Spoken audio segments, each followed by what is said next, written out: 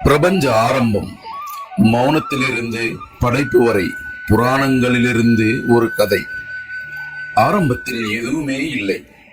வானம் இல்லை, பூமி இல்லை, ஒளி இல்லை, ஒளி இல்லை. ஒரு பரந்த எல்லையற்ற சயன கடல் மட்டுமே இருந்தது.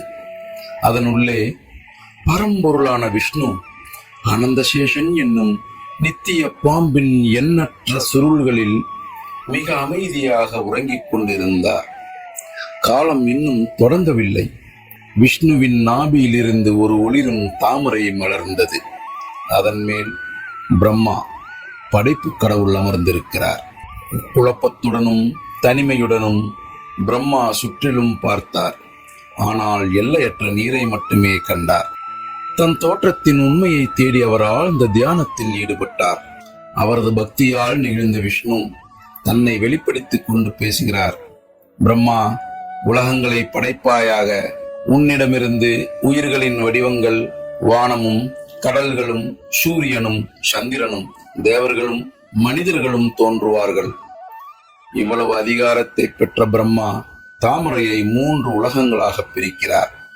ஸ்வர்கலோகமாகவும் இந்த பூமியாகவும் அதல பாதாளமாகவும் அதை 3 உலகங்களாக பிரிக்கிறார். 3 உலகங்களாக பிரித்த அவர் 5 பஞ்சபூதங்களை உருவாக்குகிறார். தீ, நீர், காற்று, வெளி, பூமி என்று 5 பஞ்சபூதங்களை உருவாக்குகிறார். புனித மந்திரங்களால் காலத்தையும் பருவங்களையும் நட்சத்திரங்களையும் ஆறுகளையும் மலைகளையும் காடுகளையும் படைத்தார். ஆனால் சமநிலை இல்லாமல் படைப்பு முழுமையடையவில்லை. பிரபஞ்சத்தின் நித்திய சக்தியிலிருந்து ஆதிசக்தி தெய்வீகத்தாய் எல்லா இருப்புக்கும் பின்னால் உள்ள சக்தியின் மூலம் தோற்றுவிக்கிறார். அவர்களாவன சரஸ்வதி ஞானத்தை பெற்றவர், லட்சுமி செல்வத்தை பெற்றவர், பார்வதி வலிமையை பெற்றவர்களாக மாற்றுகிறார். பிரம்மா படைத்தார், விஷ்ணு பாதுகாத்தார், சிவன் மாற்றினார். புனித திருமூர்த்திகள் பிரபஞ்சத்தின் தாளத்தை பராமரித்தனர். இவ்வாறு வெறுமையின் மௌனத்திலிருந்து படைப்பின் இசைப்பு தோன்றியது.